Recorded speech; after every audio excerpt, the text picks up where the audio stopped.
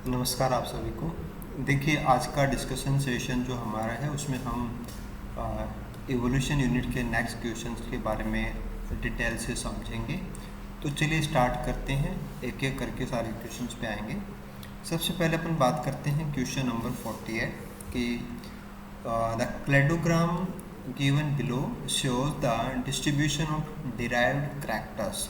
ए से लेके डी तक 4 डिराइव्ड कैरेक्टर्स हमें यहाँ पे आइडेंटिफाई करने हैं।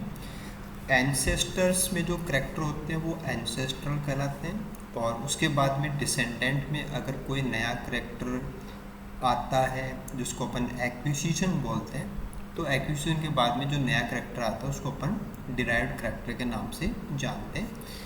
तो हमें जो पर्टिकुलर क्लेडोग्राम दिया है उसमें कौन कौन से ग्रुप्स हैं ऑर्गेनिजम्स के वो बताए हुए हैं, जैसे कि सार्क है, रे फिनफिशेज हैं, एम्फीबियंस हैं, प्राइमेट हैं, रोडेंट्स हैं, क्रोकोडाइल्स हैं और बर्ड्स हैं। नीचे जो डिराइव्ड कैरेक्टर्स के ऑप्शंस दिए हुए हैं उनमें 4 चीज़ें हैं कि vertebrate system, bony skeleton system, amniotic eggs और हेयर्स। ठीक है, तो अगर बहुत ज़्यादा जूलॉजी का आपका तैयारी भी नहीं है या आपने बहुत ज़्यादा डीपली इन चीज़ों को नहीं कवर किया है तो भी ये क्वेश्चन आराम से हो जाएगा। कैसे करेंगे वो अपन समझते हैं। देखो, ABCD कहाँ कहाँ ये कैरेक्टर आए हैं वो मार्क करके बताया हुआ है, जैसे A है, B, C and D। Very last जो कैरेक्टर है वो D है, और ये एक ऐसा कैरेक्टर है जो प्राइमेट्स में, रोडेंट्स में, रैबिट्स में, इनमें है, लेकिन बाकी में नहीं हुआ। यहाँ जो ऑप्शंस हैं, इन ऑप्शंस को अगर हम देखें तो हेयर्स एक ऐसा कैरेक्टर है कि प्राइमेट्स जैसे कि बंदर वगैरह हैं, गोरिल्ला हैं, चिंपैंजी हैं, ओरेंगुटान्स हैं, इनमें हेयर्स हैं। रोडेंट्स के अंदर हेयर्स हैं, क्रोकोडाइल, बर्ड्स, इन सब में हेयर्स नहीं है। तो डी का मतलब हेयर्स होगा। तो ऑप्शन वाइज अगर हम एक बार देख भी लें इस चीज़ को तो डी में हेयर्स है। तो ये कंफर्म है कि डी में हेयर होगा ही होगा। इसके बाद में एक और चीज़ कि बेस में अगर हम देखें तो यहाँ पे है एक ऐसा कैरेक्टर जो सार्क में भी है और इन सभी में है, क्योंकि ये सब उसके बाद के डिसेंडेंट्स हैं। तो गिवन ऑप्शंस में अगर हम देखेंगे तो वर्टिब्रेट्स जो कॉलम है वो इन सभी के अंदर मिलेगा। तो वर्टिब्रेट सिस्टम अपना वेरी फर्स्ट वाला होना चाहिए, यानी कि ए। तो वर्टिब्रेट सिस्टम ए में होना चाहिए, तो ये हमें सेकंड ऑप्शन में मिलेगा।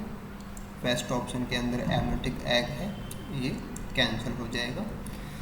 बाकी बी और सी बचे हुए कि एक ऐसा कैरेक्टर आपको बताना है जो सार्क में नहीं है लेकिन बाकी सब में है। रे फिनफिश हो या एम्फीबियन, बर्ड्स, चाहे कुछ भी लें, तो जो सार्क में अब्सेंट है बाकी सब में प्रेजेंट है, तो वो है हमारा कैरेक्टर बोनी स्केलेटन। तो ये होगा हमारा बी। और फिर सी में हमें वो कैरेक्टर लेना है जो एम्फीबियंस में भी नहीं है, रे फिनफिशेज में भी नहीं है, सार्क में भी नहीं है, बाकी सब में है। तो that will be amniotic eggs, कि एमनियोटिक एग्स हैं वो इन सब के अंदर पाए जाते हैं। तो ये हो जाएगा हमारा सी। तो ओनली 2 सिंपल से फैक्ट की हेयर्स हैं वो अपन यहाँ पे अप्लाई कर दें, और वर्टिब्रेट सिस्टम इन सभी के अंदर है वो अप्लाई कर दें, तो हम राइट ऑप्शन को यहाँ पे इजीली फाइंड आउट कर लेंगे। ओके, नेक्स्ट क्वेश्चन पे आते हैं।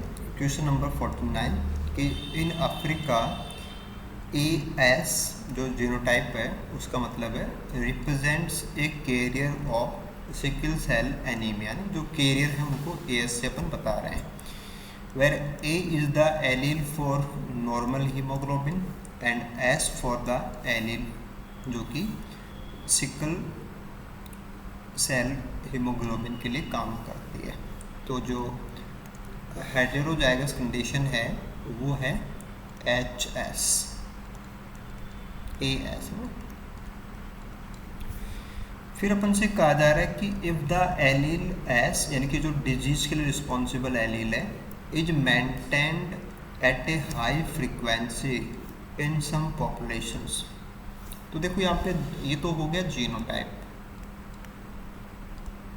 और यहाँ पे दो एलील हैं, एक तो है ए जो कि वाइल्ड टाइप है और दूसरा है एस जो कि डिजीज के लिए रिस्पॉन्सिबल है। तो दो एलील होने पे तीन प्रकार से जीनोटाइप अपन दिखा सकते हैं, कैपिटल ए एस और एस। ठीक है, तो पहला तो नॉर्मल कैंडिडेट होगा और इसमें डिजीज वाली एलील है भी नहीं। दूसरा, दोनों एलील डिफेक्टिव हैं तो इसको डिजीज होगा और इसको कॉम्प्लिकेशंस आएंगे लाइफ के और इसकी डेथ होगी।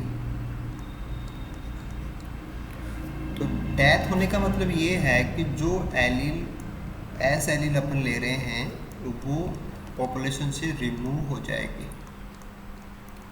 हो जाएगी, क्योंकि जब ऑर्गेनिज्म जिंदा ही नहीं है तो वो एलील लॉस हो जाती है, क्योंकि वो रिप्रोड्यूस करता है तो अगली पीढ़ी में या जो जीन पूल है उसमें कंट्रीब्यूशन आता है। अब केवल एक कंडीशन ऐसी बचती है जो हेटेरोजाइगस है और ये कैरियर है, इनमें एलील प्रेजेंट है लेकिन इनकी डेथ नहीं हो सकती। तो पॉपुलेशन में एलील को मेंटेन करने का काम यही करते हैं, क्योंकि अगर दोनों एलील डिजीज वाली साथ में आई तो वो हट जाएंगे, तो वो मेंटेन नहीं हो सकती, वो रिमूव हो जाएंगे।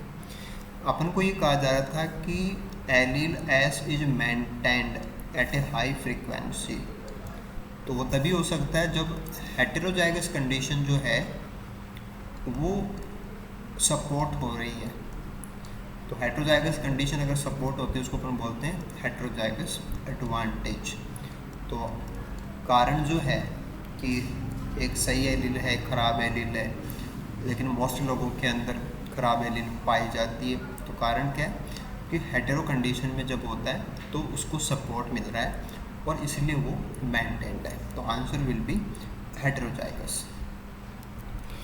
नेक्स्ट क्वेश्चन पे आते हैं, क्वेश्चन नंबर 50 कि given below are the possible reasons of high probability of extinction of a species. तो किसी स्पीसीज के विलुप्त होने के पीछे जो संभावनाएं हैं वो अपन को यहाँ पे बताई हुई हैं, ए से लेके 1 से लेके 5 तक। और लास्ट में अपन को बताना है कि which one of the following option represent the correct combination, जो कि एक्सटिंक्शन के सही कारण हो सकते हैं, वो अपन को बताने होंगे। तो एक एक करके अपन समझते हैं। Increase homozygosity of allele. तो एलील की जो होमोजाइगोसिटी कंडीशन है उससे एक्सटिंक्शन एक्सीड होता है, क्योंकि हेटेरोजाइगस कंडीशन है उसमें दोनों एलील या अलग अलग एलील मेंटेन्ड रहती हैं। जब एक ही एलील मेंटेन्ड रहेगी, क्योंकि होमोजाइगस में तो एक ही एलील की 2 कॉपी होती हैं, तो अगर सेम एलील मेंटेन्ड रहेगी और एनवायरनमेंट में कुछ भी फ्लक्चुएशन आता है और मान लीजिए कि इन केस हम जो एलील होमोजाइगस मान रहे हैं वो अगर सपोर्ट ना करे उस समय पे, तो ऑर्गेनिजम्स हैं वो सर्वाइव नहीं कर पाएंगे, तो पर्टिकुलर एलील है वो हटा दी जाएगी, तो एक्सटिंक्शन के चांसेस बढ़ जाएंगे। तो होमोजाइगोसिटी तो एक्सटिंक्शन के लिए काम करती है। हेटेरोजाइगोसिटी है वो एक्सटिंक्शन की रेट को कम करती है, तो इंक्रीज नहीं हो सकता। ये कंट्रोवर्सी हो गया, रिवर्स स्टेटमेंट हो गया, ये गलत है। फिर था कि अगर कोई पॉपुलेशन साइज छोटी हो जाती है,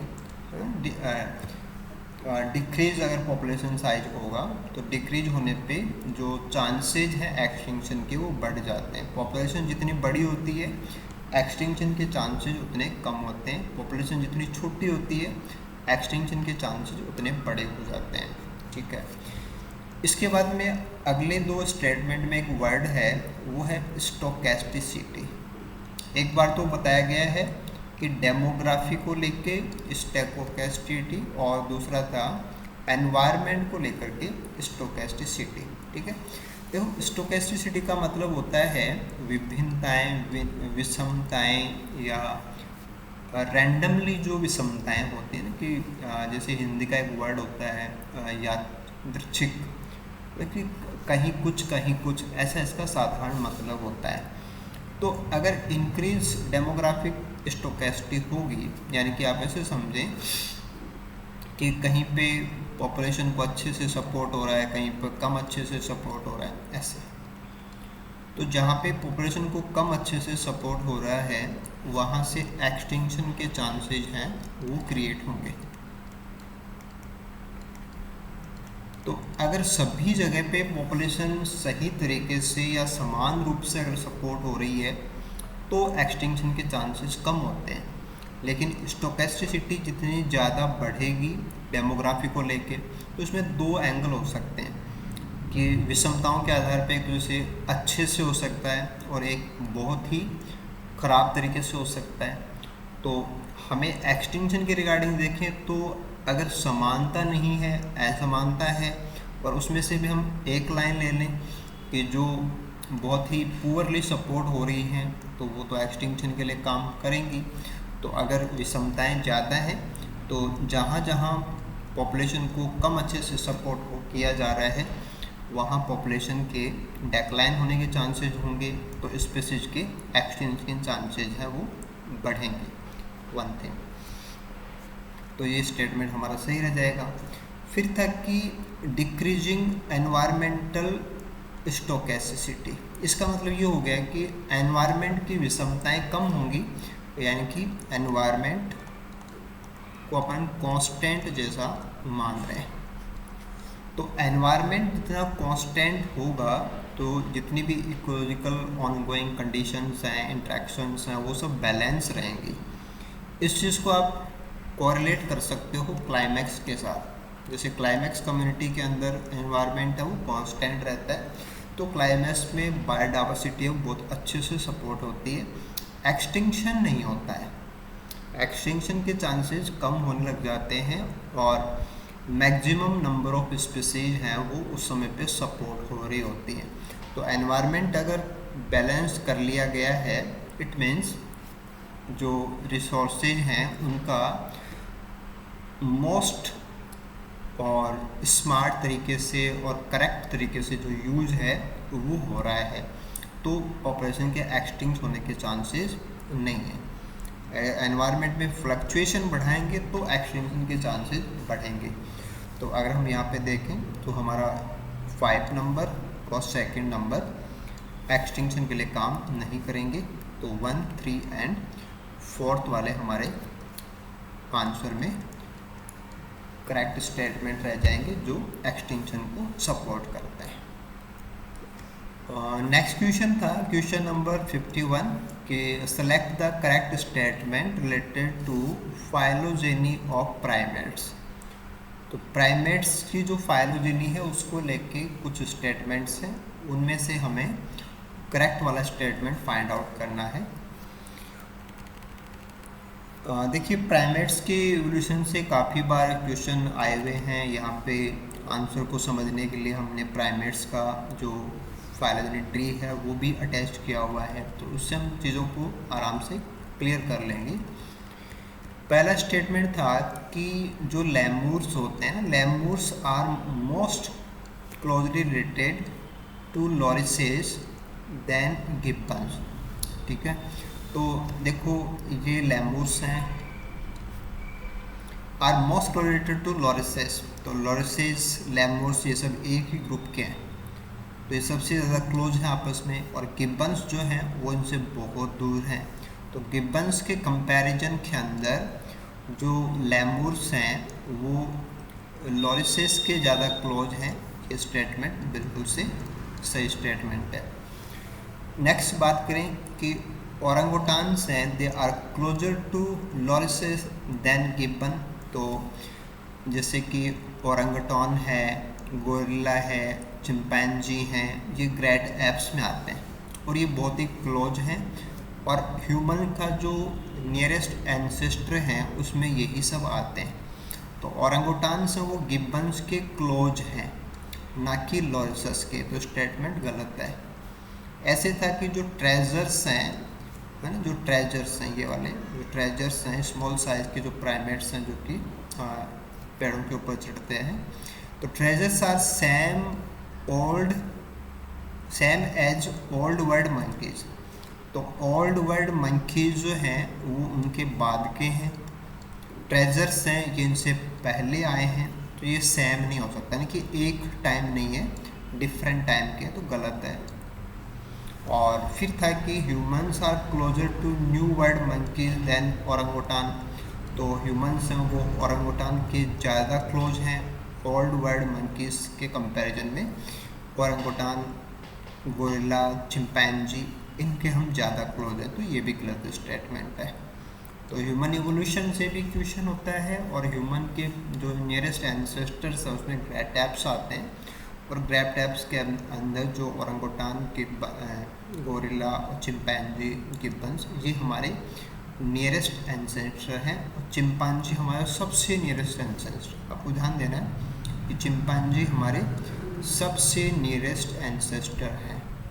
तो ये जो मंकीज हैं, लॉरिसेज हैं, ये सब बहुत पहले के हैं, और हमारा जो एवोल्यूशन है वो ऐप से हुआ है। ओके, नेक्स्ट क्वेश्चन पे आते हैं, क्वेश्चन नंबर 52 कि गिवन बिलो आर ग्राफ जो डिपेक्ट कर रहे हैं ना, कि दर्शा रहे हैं two possible dynamics of gene duplication. तो जीन डुप्लीकेशन को लेकर के क्या हुआ, ऐसी दो चीज़ें हैं ना, कि दो घटनाएं हैं वो यहाँ पे दिखाई गई हैं, और ये जीनोम इवोल्यूशन में जीन डुप्लीकेशन है वो काम करता है, ये हम जानते हैं, क्लासेज में पढ़ा है। तो हमारी दो फिगर हैं, और दोनों फिगर्स के अंदर ABCD करके ये घटनाएं कहाँ कहाँ हैं वो बताई गई है। देखो प्रेजेंटेशन वाइज देखें तो एक्स एक्सिस के ऊपर है टाइम सिंस डुप्लीकेशन इवेंट, कि जीन डुप्लीकेशन को हुए कितना टाइम हो गया। वाई एक्सिस के ऊपर है number of pairs of duplicate gene, कि डुप्लीकेट जीन्स के जो पेयर्स हैं उनकी संख्या, यानी कि नंबर तो है वाई एक्सिस के ऊपर, और टाइम है वो है एक्स एक्सिस के ऊपर, ठीक है। तो अपन वाई एक्सिस के ऊपर जितना ऊपर होंगे नंबर ऑफ पेयर्स उतना ज़्यादा है, जितना नीचे आएंगे नंबर ऑफ पेयर्स उतना कम है, ऐसे, ठीक है। तो जो ऑप्शंस के अंदर इनके ये जो टर्म्स दिए गए हैं या जो बताए गए हैं, अगर हम उसकी बात करें तो एक को अगर हम देखते हैं ना कि ए जो है, एक का मतलब ये है कि ये बहुत स्टार्टिंग का मैटर हो गया टाइम वाइज, और नंबर ऑफ डुप्लीकेट जीन्स बहुत सारे हैं, यानी कि हाईएस्ट नंबर है नंबर के अकॉर्डिंग। तो जीन डुप्लीकेशन जो भी हुए थे वो सारे इस समय पे हैं, तो ये जो जीन डुप्लीकेशन को बता रहा है कि जो डुप्लीकेशन की घटना है ये उसको बता रहा है, ये डुप्लीकेशन हुआ है और वो संख्या हमें हाईएस्ट नंबर मिल रही है। इसके बाद में हम बी को देखते हैं। देखो बी का पूरा एक रेंज है कि इतना सारा एरिया बी को रिप्रेजेंट कर रहा है। तो इसमें हम नोट करें कि जो नंबर ऑफ डुप्लीकेट जीन है उनकी संख्या में गिरावट आई है, कि नंबर ऑफ डुप्लीकेट जीन्स धीरे धीरे कम हो रहे हैं, तो ये है लॉस ऑफ डुप्लीकेट जीन। तो बी का मतलब हो गया loss of number of duplicate gene. तो वाई एक्सिस के ऊपर नीचे आ रहे हैं, इसका मतलब नंबर ऑफ जीन जो ये डुप्लीकेशन से हुए थे उनकी संख्या कम हो रही है। फिर अपन सी पे आते हैं, और अगर हम सी की बात करें तो सी है एक लास्ट नंबर है जो लगभग एक कांस्टेंट नंबर है। तो इसका मतलब ये हो गया कि जो रिमेनिंग है, कि पहले जितने घटनाएं हुई वो हो गई, फिर जो लॉस्ट होने थे वो हो गए, फिर जो बचे हुए हैं वो रिमेनिंग सी है। तो C will be remaining pairs of duplicate gene. अब इसमें एक डी और बचा हुआ है, तो देखो जब रैंडम लॉस हो रहा है ना कि हमारा ग्राफ जब वाई एक्सिस के ऊपर नीचे आ रहा है तो ये बीच में 2 बार नंबर ऑफ डुप्लीकेट जीन दोबारा बढ़े हैं, इसका मतलब ये एडिशनल जीन डुप्लीकेशन को बता रहा है, दिस इज एडिशनल। तो रियल डुप्लीकेशन कब हुआ वो ए है, लास्टली कितने बचे हुए वो सी हैं, लॉस कैसे हुआ वो बी है, लॉस के दौरान दोबारा से गेन कहाँ हुआ वो डी है। तो जीनोम इवोल्यूशन के अंदर नंबर ऑफ डुप्लीकेट जीन्स को किस प्रकार से हम कोरिलेट करें वो हम ऐसे डायग्राम से समझ सकते हैं। नेक्स्ट वन क्वेश्चन नंबर 53 कि in a population that is in Hardy Weinberg equilibrium, ठीक है, तो अपन को हार्डी वीनबर्ग के अकॉर्डिंग फॉलो करना है। तो the frequency of recessive homozygous genotype of a trait Q is 0.04। देखो लैंग्वेज को समझ पाना CSIR के पेपर में सिलेक्शन कराने के लिए बहुत ज़्यादा ज़रूरी है। देखो आपका दिमाग ये कह सकता है कि हमें Q दिया हुआ है ना, जैसे इसको पढ़ने पे ये लग रहा है कि Q इज इक्वल टू 0.04, लेकिन ये नहीं है। ये क्या है, ट्रैट Q बताया हुआ है ना कि ट्रैट Q उसकी फ्रीक्वेंसी है जीनोटाइप, और वो फ्रीक्वेंसी कौन सी, frequency of recessive homozygous genotype. तो फ्रीक्वेंसी ऑफ रिसेसिव होमोजाइगस यानी कि स्मॉल ए अगर हम एक बार सिंबलाइज करें तो ये हो जाता है Q²। तो Q² अपन को दिया है 0.04। वैसे अगर आप Q² से Q अपन कैसे निकालते हैं वो पता है तो आप समझ जाएंगे कि 0.04 क्यों दिया है, क्योंकि जब अपन Q² से Q निकालेंगे तो ये होगा √0.04, इसकी वैल्यू आएगी 0.2। तो Q इज इक्वल टू 0.2 है, यानी कि फ्रीक्वेंसी ऑफ रिसेसिव एलील, तो वो तो है 0.2। तो हार्डी वीनबर्ग पे है पॉपुलेशन, तो P क्या हो जाएगा 1 - 0.2 इज इक्वल टू 0.8। तो एक एलील 0.2 यानी कि 20% है, दूसरे एलील है वो 80% है। अपन से पूछा जा रहा है कि percentage of individuals homozygous for the dominant, तो homozygous for the dominant capital A वाले होंगे, तो वो हो जाएगा हमारा P²। तो P² का मतलब 0.8 गुणा 0.8 यानी कि 0.64। तो जो 64% हैं वो होंगे जिनमें दोनों वाइल्ड टाइप एलील या डोमिनेंट एलील एक साथ प्रेजेंट है। तो Q² इज इक्वल टू 0.04 है, ना कि Q इज इक्वल टू 0.04। बस आपको यही समझना था। ओके, नेक्स्ट क्वेश्चन पे आते हैं। क्वेश्चन नंबर 53 कि in A high altitude मिडो reason, है ना, जो घास के मैदान होते हैं वहाँ की बात हो रही है। It was observe that over the last 5 years, कि पिछले 5 सालों के अंदर या 5 सालों के दौरान 20 जो फॉब्स स्पीसीज हैं, जो तेज़ी से बढ़ने वाली घासें जो कि काफ़ी अच्छे से फ्लोरिश करते हैं उनको फॉब्स बोलते हैं। तो वहाँ ये नोट किया गया कि 20 स्पीसीज ऐसी हैं जिनमें फ्लावरिंग 2-3 सप्ताह पहले आने लग गई है। Then there long term average time of flowering, तो पिछले सालों में जो एवरेज टाइम था उसके कंपैरिजन के अंदर पिछले 5 साल में 20 ऐसी घासें नोट हुई जिनमें फ्लावरिंग 2-3 सप्ताह एवरेज टाइम के कंपैरिजन में जल्दी आ रही है, फ्लावरिंग थोड़ा जल्दी होने लग गई, ऐसा कह रहा है। एट द सेम टाइम, और उसी दौरान देयर फ्रूट प्रोडक्शन वो कम हो गया। तो 2 चीज़ें आई कि जब घासों में फ्लावर बनना थोड़ा जल्दी हो गया तो उनमें बीज और फ्रूट उनमें कम बन रहे हैं। तो डेफिनेट सी बात है कि फ्रूट कम बन रहे हैं मीन्स फर्टिलाइजेशन नहीं होता होगा, फर्टिलाइजेशन के लिए पॉलिनेशन ज़रूरी है, और 2-3 सप्ताह अगर पहले हो रहा है फ्लोरिंग तो पॉलिनेशन में, फर्टिलाइजेशन में कोई इश्यू आया होगा, तभी नंबर है वो डिक्रीज हुआ है। तो क्या क्या रीजन हमें सही लग रहे हैं वो ढूंढने हैं हमें। देखते हैं अपन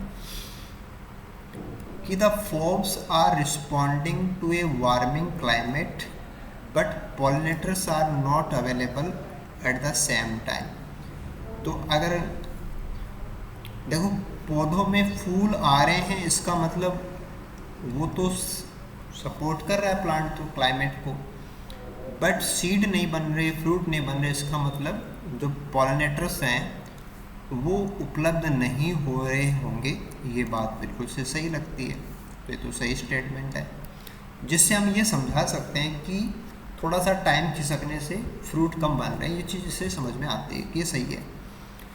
फिर ताकि early flowering has increase competition for pollinators, कि पहले पॉलिनेटर आराम से मिल जाते थे तो ज़्यादा फ्रूट बनते, अब जब उनका फ्लोरिंग टाइम खिसक गया तो पॉलिनेटर्स हैं वो उतने नहीं मिल पा रहे, तो कंपटीशन हो रहा है, तो कम पॉलिनेटर्स आ रहे हैं तो कम फर्टिलाइजेशन हो रहा है, कम सीड बन रहे हैं, कम फ्रूट बन रहे हैं। तो ये बात भी सही है कि पॉलिनेशन को अगर दिक्कत आई है तो नंबर डिक्रीज हो गई होगा।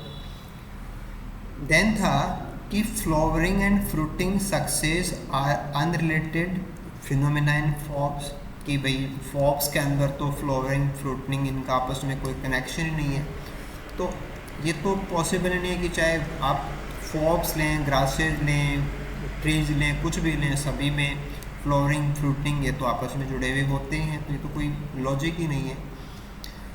फिर था कि animals that eat fruits are not available at the right time so fruits has stops. तो ये कहना चाह रहा है कि जो फल बनते हैं उनको खाने वाले नहीं है, इसलिए पौधा फल नहीं बना रहा। ये तो बिल्कुल से अनजस्टिफाइड मैटर है कि फ्रूट है वो तो फर्टिलाइजेशन की सक्सेस बताता है, ना कि फ्रूट्स को खाने वाले अवेलेबल हैं या नहीं। तो ये तो कोई लॉजिक ही नहीं होता। तो ओनली ए एंड बी यहाँ पे राइट है। अगला क्वेश्चन था क्वेश्चन नंबर 55 कि बायस जीन कन्वर्जन। देखो बायस का मतलब होता है किसी तरफ झुकाव होना या किसी पर्टिकुलर को सपोर्ट होना, उसको अपन बायस कंडीशन बोलते हैं। तो bias gene conversion has been proposed to cause change in allele frequency in a population, कि किसी पर्टिकुलर एलील को अगर ज़्यादा सपोर्ट किया जाता है तो वो बायस कंडीशन हो जाती है, और उससे बायस जीन कन्वर्जन है तो उससे एलील्स का जो नंबर जो कि एक इक्विलिब्रियम में रहता है वो इक्विलिब्रियम नहीं होगा, तो फ्रीक्वेंसीज हैं उनमें चेंज आएगा।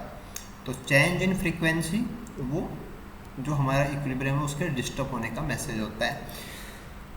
तो सिलेक्ट करना अपन को the statement that is not correct about the bias gene conversion. तो जो बायस जीन कन्वर्जन के अकॉर्डिंग सही नहीं है वो अपन को बताना पड़ेगा। देखो पहला स्टेटमेंट था कि bias gene conversion is present in bacteria and eukaryotes suggesting that it may be present in the earliest जो एंसेस्टर थे उनको अपन लास्ट यूनिवर्सल कॉमन एंसेस्टर यानी कि लूसा के नाम से जानते हैं। यानी कि बैक्टीरिया में भी होता है बायस जीन कन्वर्जन, यूकैरियोट्स में भी होता है। तो अगर कोई ऐसा कैरेक्टर है जो बैक्टीरियल डोमेन में भी है, यूकैरियोटिक डोमेन में भी है, तो पॉसिबल है कि जो लास्ट यूनिवर्सल कॉमन एंसेस्टर जो कि सबके पूर्वज हैं उन्हीं में या आगे होगा, तो सही बात है। नेक्स्ट वन था कि bias gene conversion can favour the fixation of deleterious donor allele. तो ये टोटली रैंडम होता है, कोई भी जीन है वो बायस कंडीशन में कन्वर्ट हो सकता है, उसको सपोर्ट किया जा सकता है। तो डिलीटोरियस हैं वो भी सपोर्ट हो सकते हैं, तो कैन फेवर बिल्कुल से सही बात है कि ये कोई भी एलील या कोई भी जो अलग अलग टाइम के ऊपर भी अलग अलग एलील्स हैं वो बायस कंडीशन में सपोर्ट की जा सकती है। तो कोई एडवांटेजेस हो उसी को सपोर्ट हो ऐसा नहीं है, वो तो नेचुरल सिलेक्शन होता है।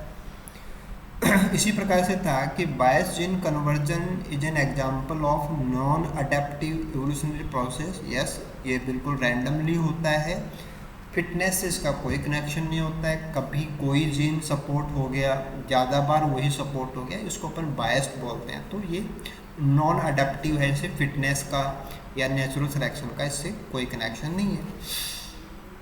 फिर तक कि bias gene conversion select against maladaptations resulting in fixation of only advantages mutations. ये बात तो गलत है कि ये कहना चाहता है कि जो बायस जीन कन्वर्जन है वो जो खराब अडेप्टेशंस है उनके अगेंस्ट जो एडवांटेजेस यानी कि फ़ायदे वाले जो एलील्स और म्यूटेशंस है उन्हीं को सपोर्ट करता है। ऐसा तो कुछ भी नहीं है, तो रैंडमली नॉन अडेप्टिव मैनर में काम करता है, तो ये गलत है और गलत ही अपन को बताना था। तो बाकी सब स्टेटमेंट्स बायस जीन कन्वर्जन के लिए सही है, चौथा स्टेटमेंट सही नहीं है क्योंकि ये process totally non adaptive and random होती है। ओके, नेक्स्ट क्वेश्चन पे आते हैं। ये था कि sampling of 200% for their ABO blood group. तो ह्यूमन सिस्टम है, एबीओ ब्लड ग्रुप सिस्टम है और किसी अर्बन एरिया में 200 लोगों के ऊपर ये सैम्पलिंग की गई है और उनके ब्लड ग्रुप कैसे थे वो बताया गया है कि ए वाले 60 हैं, बी वाले 32 हैं, ए बी वाले 10 हैं और ओ ब्लड ग्रुप वाले 98 हैं और टोटली 200 इंडिविजुअल हैं, राइट। अब देखो कौन सी एलील काम करती हैं। जैसे ए ब्लड ग्रुप वाले हैं उनके लिए आई ए भी हो सकता है और आई ए भी हो सकता है। ऐसे बी के लिए भी दो जीनोटाइप में, ए बी के लिए आई ए आई बी होगा और ओ ब्लड ग्रुप के लिए आई होमोजाइगस कंडीशन होगी। तो जहाँ से हम हमारे डाटा को कैप्चर कर सकते हैं वो है ओ ब्लड ग्रुप कि ओ वालों के अंदर दो ही एलील हैं और दोनों स्मॉल आई एलील हैं। तो एक बार के लिए जब हम 3 एलील लेते हैं तो ये हो गया हमारा P square plus Q square plus R square is equal to total जो है वो हो गया नंबर इनका कि टोटल पॉपुलेशन ये है। तो उसमें हम आर स्क्वायर से काम स्टार्ट करेंगे क्योंकि तीसरी एलील हम आई मानेंगे, तो वो हो गया हमारा। पहले के लिए अपन आई ए मान सकते हैं, इसके लिए आई बी मान सकते हैं। तो आर स्क्वायर वाले जो हैं दैट आर स्मॉल आई। तो अब यहाँ से अपना कैलकुलेशन का वर्क स्टार्ट हो जाएगा कि जो आर स्क्वायर है दैट इज़ 98/200 की परसेंटेज वाइज देखें तो 200 में से 98 लोग हैं, तो ये वैल्यू आती है 0.49। तो फिर अपन आर निकाल लेंगे, आर हो जाएगा √0.49 इज इक्वल टू 0.7। तो आर का मतलब आ गया frequency of small I allele कितनी है 0.7 यानी कि 70%। तो 0.7 आई की वैल्यू है तो 0.7 तो इनमें कहीं भी नहीं है, तो 0.07 है, ये गलत है, ये गलत है, ये एग्जैक्टली होना चाहिए 0.7। वैसे भी आपको समझ में आना चाहिए कि 200 में से 98 लोगों के अंदर ये है और ये फ्रीक्वेंसी बता रही कि 70% में ये है, तो ये तो 7% होता है, तो 7% तो इसमें है ही नहीं। तो क्वेश्चन जो बनाया गया है उसमें जो ऑप्शन का फिगर है वो गलत है। पहली बात, जब अपन को ये पता लग गया तो फिर हम आगे का जो काम है उसको हमें डाटा को यूज़ करके करना पड़ेगा। जैसे कि एक बार के लिए अपन ए जीनोटाइप वालों को लेते हैं कि ए जीनोटाइप वाले 60 हैं, तो ए फिनोटाइप वाले सॉरी, तो इसके लिए जीनोटाइप जो है वो 2 जीनोटाइप होंगे। एक तो हो गया आई ए और दूसरा होगा आई। तो ये हो गया हमारा पी स्क्वायर प्लस 2PR। तो अगर हम इसको फॉलो करें तो जो हमारा वैल्यू दिया हुआ है 0.19 का square plus 2 into 0.19 into R की वैल्यू अपनी आई थी 0.7। तो इन सबको अगर हम मल्टीप्लाई करें तो ये वैल्यू आएगी 60.42। तो 60.42 इंडिविजुअल ऐसे होंगे 200 में से जो इस प्रकार का ए ब्लड ग्रुप रखते हैं, क्योंकि जब आप इसको सॉल्व करेंगे तो ये आएगा 7.22 प्लस 53.2, तो 60.42 आएगा। तो ए ब्लड ग्रुप वाले 60.42 होने चाहिए, तो 60.42 है वो 60 के बराबर आ गया। वो तभी हो सकता है जब ये नंबर 19 हो। 16 करेंगे तो ये नंबर कम हो जाएगा। तो मोस्ट करेक्ट जो आंसर है वो फर्स्ट ही होगा, लेकिन अभी भी इसमें क्या है, ये वैल्यू गलत है। ऐसे अपन बी का निकाल सकते हैं, तो 32 लेना पड़ेगा, यानी कि 0.32 लेना पड़ेगा, और फिर उसके साथ में अपन इनको मैच करके ये वैल्यूज निकालेंगे। तो मोस्ट प्रोबेबली हमारा जो हार्डीविनो पे काम होता है वो जो होमोजाइगस कंडीशन है वहाँ से स्टार्ट होता है। तो अपन ए में होमोजाइगस नहीं ले सकते, लेकिन ओ में ले सकते हैं। तो हमें ओ से चालू करना पड़ेगा। तो अगर हम ओ से काम करके आ रहे हैं तो डेफिनेटली जो आंसर है वो गलत ही है। और अगर जब हमें ये पता लग जाता है कि हमारा क्वेश्चन गलत है तो वो हमें बोनस मार्क्स ज़रूर से लेने होते हैं, ये भी आपको ध्यान रखना है। ओके, नेक्स्ट क्वेश्चन पे आते हैं अपन 50 नंबर 57 कि the following statements were made describing the properties of UPGMA tree method, जो कि फाइलोजेनिक ट्री बनाते हैं। और ये एक्चुअल में unweighted pair group method with arithmetic mean, जिसके ऊपर एक पूरा का पूरा जो डिस्कशन क्लास है वो भी यूट्यूब के ऊपर हमने तैयार करके डाली है। कुछ क्वेश्चंस भी वहाँ पे समझाए हैं। लास्ट पेपर्स के अंदर जो फाइलोजेनिक के क्वेश्चंस हैं उनमें UPGMA मेथड के लगातार क्वेश्चन आ रहे हैं।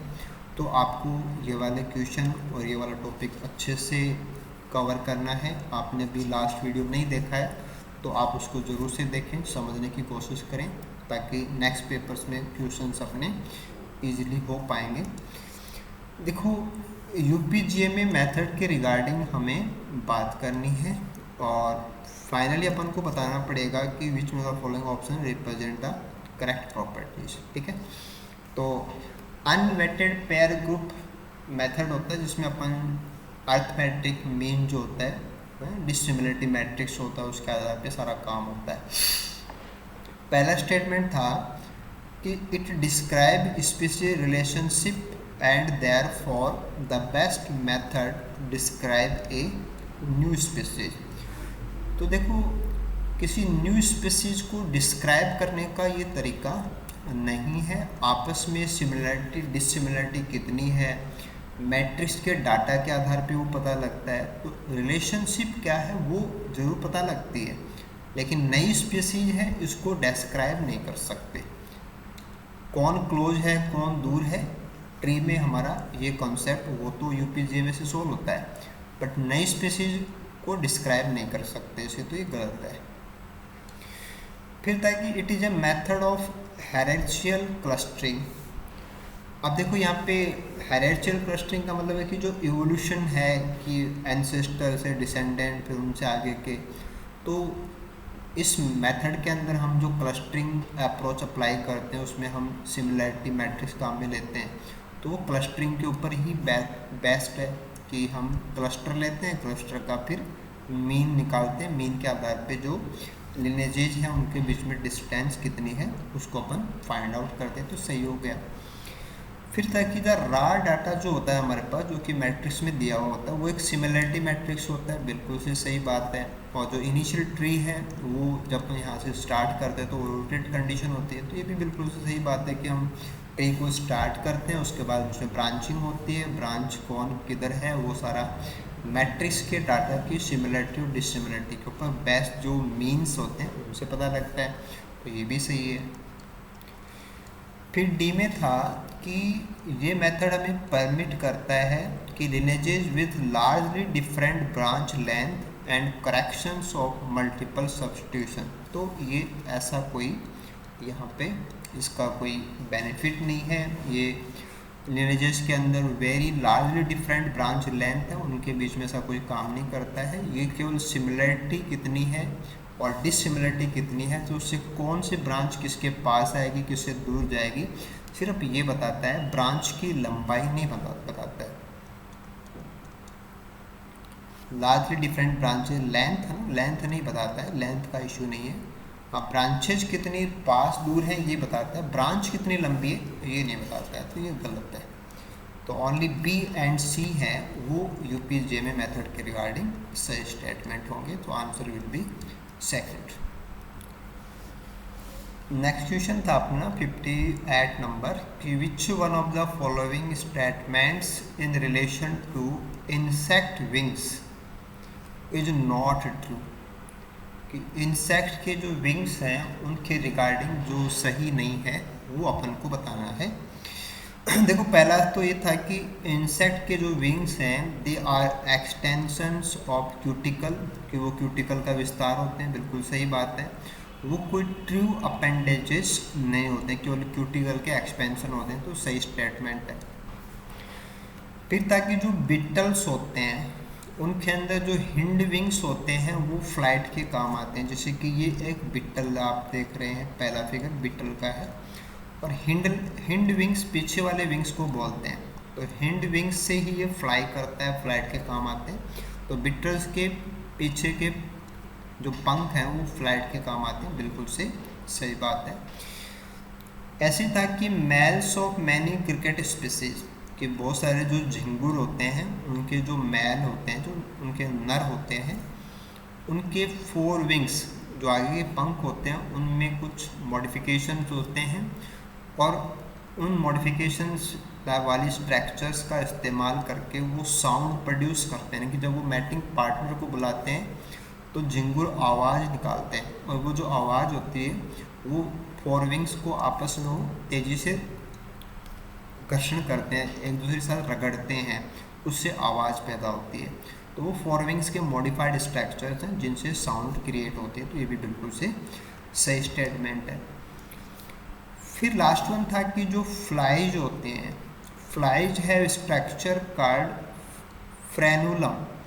तो देखो, जो फ्रेनुलम स्ट्रक्चर होती है वो फ्लाइज के अंदर नहीं पाई जाती, हालांकि इसका काम तो यही होता है कि जो हिंड विंग्स हैं उनको 4 विंग्स के साथ जॉइंट करने का काम करता है फ्रेनुलम। जैसे हमारी जीभ जो होती है उसको नीचे तलवे से जोड़ने के लिए एक पतली सी स्किन होती है, उसको फ्रेनुलम ही बोलते हैं, ठीक है। तो वैसे ही फ्लाइज के अंदर है ना, जो स्टेटमेंट बताया है कि फ्लाइज के 4 विंग हिंडलिंग वो फ्रेनुलम से जुड़े रहते हैं, ये स्टेटमेंट फ्लाइज के लिए सही नहीं है। तो आपको फ्रेनुलम के रिगार्डिंग क्या ध्यान देना है कि जो फ्रूट का रस पीने वाले मॉथ होते हैं, हॉक मॉथ होती हैं, उनके अंदर ये स्ट्रक्चर्स हैं वो पाए जाते हैं, जो कि 4 विंग और हिंड विंग को आपस में जोड़ने का काम करते हैं। फीमेल फ्रेनेट जो स्ट्रक्चर्स होती है, ऐसे ही मेल्स के अंदर भी फ्रेनेट स्ट्रक्चर्स होती हैं। देखो, कुछ 4 विंग्ड इंसेक्ट ऑर्डर्स जैसे कि लेपिडोप्टेरा, उनके अंदर मॉर्फोलॉजिकली कपलिंग मैकेनिज्म होते हैं, कि जो विंग्स हैं वो आपस में जुड़ते हैं, जब वो फ्लाई करते हैं तो आगे पीछे के पंख हैं वो एक हो जाते हैं, उनमें कपलिंग मैकेनिज्म पाई जाती है, और ऐसा करने पे वो फंक्शनली 2 विंग्ड हो जाते हैं, कि अदरवाइज उनमें 4 विंग्स होते हैं, अदरवाइज वो फंक्शनली 2 विंग्स में कन्वर्ट हो जाते हैं। लेकिन ये लेपिडोप्टेरा के इंसेक्ट्स हैं। तो जो हेमिप्टेरा हैं उनके अंदर ये नहीं है। लेपिडोप्टेरा के अंदर जैसे बटरफ्लाई आते हैं, मोथ आते हैं, ये उनका करेक्टर, उनके अंदर फ्रेनुलम पाया जाता है, जबकि जो फ्लाइज हैं वो तो डिप्टेरा के हैं, इनके अंदर फ्रेनुलम नहीं है। तो हमारा क्वेश्चन का स्टेटमेंट था कि फ्लाइज के अंदर फ्रेनुलम है, तो फ्लाइज में नहीं है, बटरफ्लाई है, मोथ हैं, उनमें है, तो फ्लाइज की वजह से गलत है। तो गलत स्टेटमेंट बताना था, तो फोर्थ स्टेटमेंट ही होगा, राइट। तो वेस्प हैं, बिटल्स हैं, ये 5 मेजर ग्रुप्स हैं इंसेक्ट्स के, तो उसके अंदर आपको ध्यान देना है कि पर्टिकुलर क्वेश्चन है, क्वेश्चन में जो फ्रेंडम है वो बटरफ्लाइज एंड मॉथ के लिए एप्लीकेबल है, ना कि फ्लाइज के लिए। तो आज के इस वीडियो में हमने कुछ लास्ट पेपर्स के जो PYQs जो कि बेसिकली इवोल्यूशन यूनिट से तैयार होते हैं उनको हमने डिस्कस किया। आई होप जो भी माइनर इश्यूज थे आपके वो डिस्कशन से ज़रूर से क्लियर हुए होंगे। तो रेगुलर वीडियो सेशन का आप पूरा फ़ायदा उठाइए, कंटिन्यूसली आप वीडियोस को देखिए और आपका जो स्टडी है उसके अंदर जो भी मिसिंग चीज़ें आपको लगती हैं उनको आप यहाँ से ज़रूर ऐड कीजिए, ताकि नेक्स्ट एग्ज़ाम में आपका बहुत अच्छा स्कोर आ पाए। और अगर किसी क्वेश्चन में आपको कहीं भी दिक्कत है, इससे पहले की वीडियोस में भी अगर आपको किसी क्वेश्चन में कोई डाउट है अभी भी, तो आप हमें कमेंट बॉक्स में ज़रूर बता दीजिए, ताकि हम उनके दोबारा से जो करेक्ट एक्सप्लेनेशन हो सकते हैं, ताकि आपको और इजीली कैसे समझ में आ जाए, उसके लिए हम रेगुलरली काम करेंगे और हर एक स्टूडेंट को हमारे इस वीडियो सेशन से पूरा फ़ायदा हो, इसकी हम पूरी कोशिश करेंगे। आप वीडियो को बेनिफिशियल है नो डाउट, तो आपको शेयर करना चाहिए, अपने फ्रेंड्स के साथ में भी लाइक करना चाहिए। आप चैनल पे भी नए हैं तो आप चैनल को भी सब्सक्राइब कीजिए, ताकि हमारे रेगुलर अपडेट, चाहे वो CSIR एग्ज़ाम को लेके हों या बाकी एग्ज़ाम्स को लेके हों, वो भी आपके साथ ज़रूर से हर समय पे आपको अपडेट मैनर में मिलते रहें। इसके लिए आप ज़रूर से सब्सक्राइब कीजिए चैनल को। तो थैंक यू सो मच, आप सभी को गुड लक।